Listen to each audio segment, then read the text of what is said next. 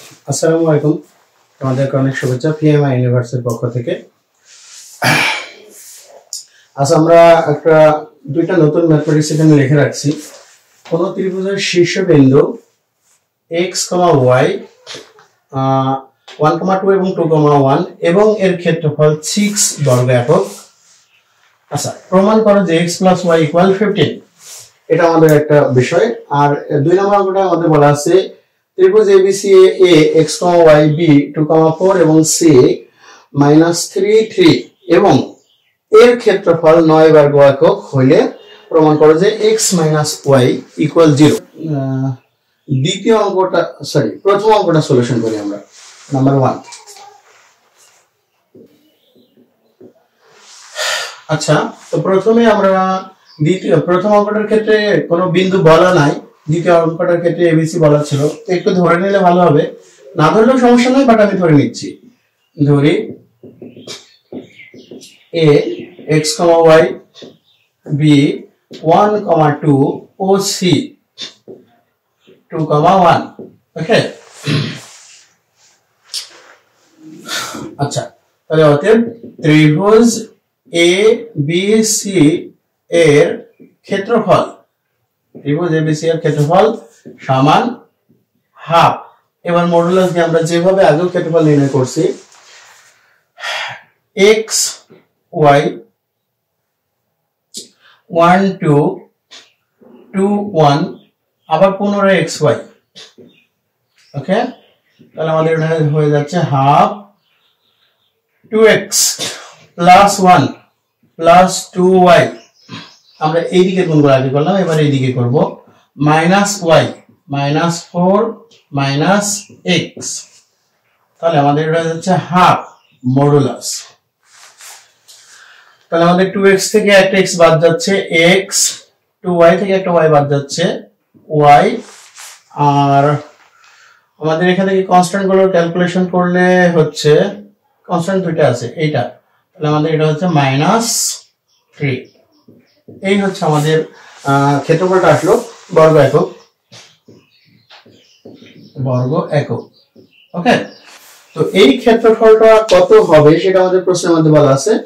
এই ক্ষেত্রফলটা হবে 6 বর্গ একক। তাহলে প্রশ্ন মতে half of x + y - 3 = 6। ওকে, তো হাফ, আমি এখান থেকে এখন মডুলাসটা সরে দিব, তুলে দিব।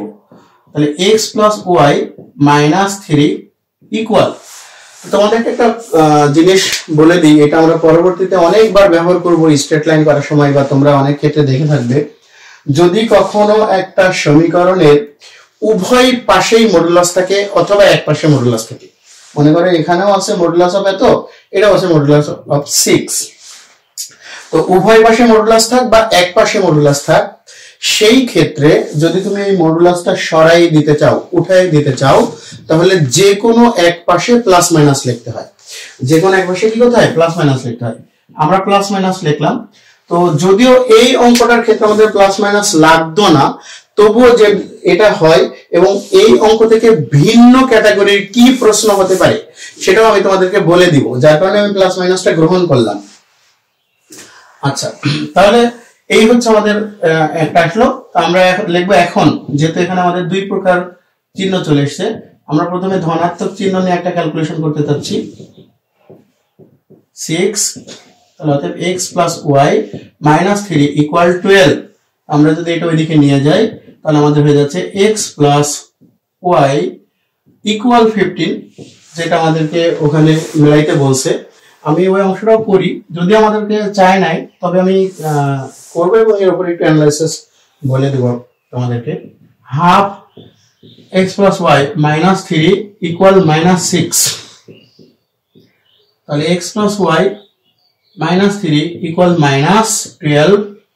তাহলে x + y ইকুয়াল, এটা যদি আমরা ওইদিকে নিয়ে যাই তাহলে আমাদের হবে -9। আমরা একটু সুন্দর দেখানোর জন্য আচ্ছা এটা রাখলাম, বাই +9 = 0। তো আমাদের এখানে দুইটা অংশ আসছে, যদিও আমাদের বইয়ে চায় নাই, একটা অংশই চেয়েছিল। তো অনেক ক্ষেত্রে অনেক জায়গায় টেস্ট পেপার তোমরা সলিউশন করতে গেলে বা আরো ভিন্ন ভিন্ন রাইটারের বইগুলো যদি তোমরা দেখো, যেহেতু আমরা এখানে কোনো রাইটারের বইকে উল্লেখ করি না, সো এটা আমি যেখান থেকে ফলো করছি ওটা শুধু 15 এই সাইটে আছে।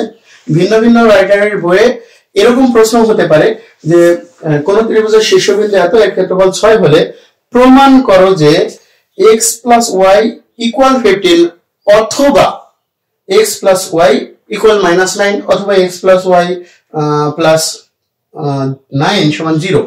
তো এইটা এই ধরনের প্রমাণ অনেক সময় থাকে যে প্রমাণ করে যে x plus y equal 15 অথবা দিয়ে আরেকটা সাইড থাকতে পারে। তো যখন অথবা দিয়ে আরেকটা সাইড থাকে সেই ক্ষেত্রে আমাদের এই প্লাস মাইনাস দুটাই গ্রহণ করতে হয়।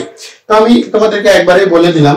আর যদি তোমরা দেখো যে এখানে অথবা দিয়ে কোনো সাইড প্রমাণ করতে বলে নাই, শুধু একটা সাইড প্রমাণ করতে বলছে, সেই ক্ষেত্রে তোমরা এখানে ধনাত্মক রাশিটা নিয়ে মানে কাজ করলেই তোমাদের অঙ্ক হয়ে যাবে। কিন্তু অনেক সময় এরকম বলাও থাকতে পারে যে প্রমাণ করো এটা অথবা ওটা, সেই ক্ষেত্রে অবশ্যই তোমাদের এখান থেকে ধনাত্মক ঋণাত্মক দুইটাই গ্রহণ করতে হবে।